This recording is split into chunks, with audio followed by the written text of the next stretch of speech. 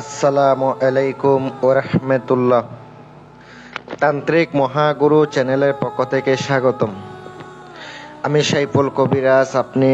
আজকে আপনাদের জন্য এমন একটি ভালোবাসার তাবিজ নিয়ে হাজির হলাম, এমন একটি ভালোবাসার নকশা নিয়ে আসলাম, যে ভালোবাসার নকশার মাধ্যমে যেই তাবিজ করার সঙ্গে সঙ্গে আপনার কাঙ্ক্ষিত নারী, আপনার কাঙ্ক্ষিত মহিলা পাগল পারা হয়ে যাবে, অস্থির হয়ে যাবে, উন্মাদিনী হয়ে যাবে। সে আপনাকে ছাড়া একটা মুহূর্তেও থাকতে পারবে না। আজ এমন একটি বিদ্যা নিয়ে আপনাদের সামনে আসলাম। যদি সম্পূর্ণ ভিডিওটা দেখেন, সম্পূর্ণ ভিডিওটা দেখে কাজ করতে পারেন, আমি ওপেন চ্যালেঞ্জ করে বলে গেলাম, আজকের কাজ করা মাত্র, আজকের নকশাটি প্রয়োগ করা মাত্র আপনার কাঙ্ক্ষিত নারী উন্মাদিনী হয়ে যাবে। সে উন্মাদিনী হয়ে যাবে, পাগল পারা হয়ে যাবে। ভিডিওটা সম্পূর্ণ দেখতে থাকুন। সম্পূর্ণ দেখে শুনে বুঝে শুনে কাজ করবেন। আমি অনেকেরে বলি নিজের কাজ নিজে করবেন। ভাই, আপনি আমার কাজ দিতে হইব না, নিজের সমস্যা নিজের সমাধান করেন। কারণ কি, আপনারা অনেকে আমার ফোন দিয়া বলেন, ভাই কাজ করে দেন, টাকা পরে দিয়া দিমু, কাজ করে দেন, পরে টাকা দিয়া দিমু। এটা কোনো কথা? একটা কাজ করতে গেলে মালামাল আনা লাগবেই, মালপত্র আনা লাগবেই। এটা তো ভাই, আমি তো দোকানদার, তো আমার মালপত্র দিব না, মাংনা দিব না। এটা তো আমার থেকেও খরচ করে আনতে পারবো না, কারণ আমিও ভাই কবিরাজি কইরা খাই, দুইটা পয়সা ইনকাম কইরা খাই। মালপত্র আনি, কাজটা কইরা দিই, হইলে যে টাকা দিব ওইটাই আমি পাই। এটা আপনাদেরকে অবশ্যই মাথায় রাখতে হবে। আপনারা অনেকে ভালোবাসার মানুষকে হারাইয়া গেছেন, পাইতাছেন না, চলে গেছে, ধোঁকা দিয়া চলে গেছে। এই নারীদেরকে ডাইরেক্ট উত্তেজিত করে নিয়ে আসতে পারবেন। এই নারীদেরকে কঠিন শাস্তি দিতে পারবেন। কিভাবে দিবেন বলে দিই। আজকের দেওয়া নকশাটি শনিবারের দিন। এটার একটা জাকাত আছে, জাকাত আদায় করতে হবে, কারণ জাকাত আদায় না করলে নকশার কাজ করবে না। এটা জাকাত আমি আপনাদেরকে কিভাবে দিতে হবে আগে বলে দিই।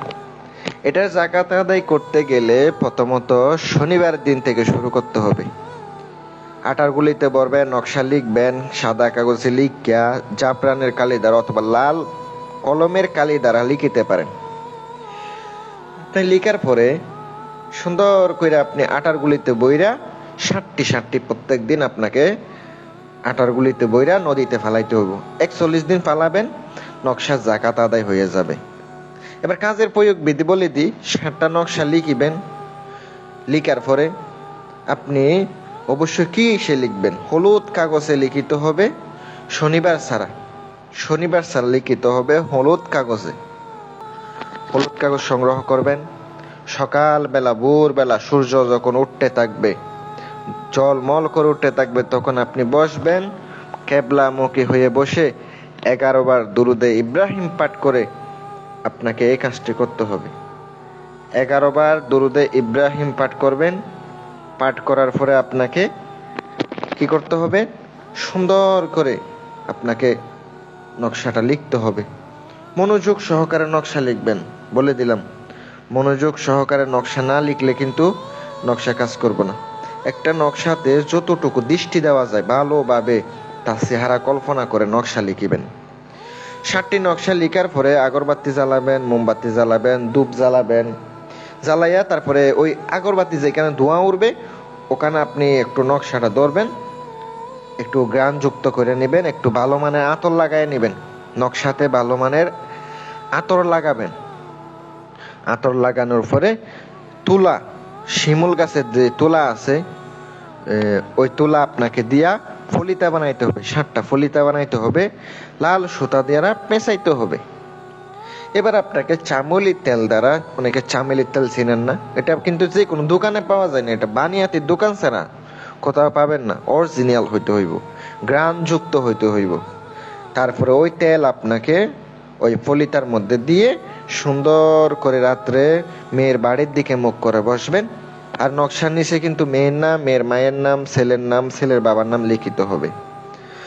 মেয়ের বাড়ির দিকে অথবা ছেলের বাড়ির দিকে মুখ করে বসে আপনাকে আগুন ধরায় দিতে হবে। মনে করবেন যে আপনার কাঙ্ক্ষিত নারী ছটফট করতেছে আপনার জন্য আসার জন্য, আপনার কাছে আসার জন্য ছটফট করতেছে। এভাবে চিন্তা ভাবনা কইরা কাজ করবেন, ইনশাল্লাহ উপকৃত হবেন। দোয়া রইল আপনাদের জন্য। আর অনুমতি সবাইরে দিলাম, যারা আংটি অর্ডার করবেন, আংটি নিতে চান অথবা আপনারা কাজ করায় নিতে চান, যোগাযোগ করবেন ইনশাল্লাহ। আসসালামু আলাইকুম ওয়া রাহমাতুল্লাহ।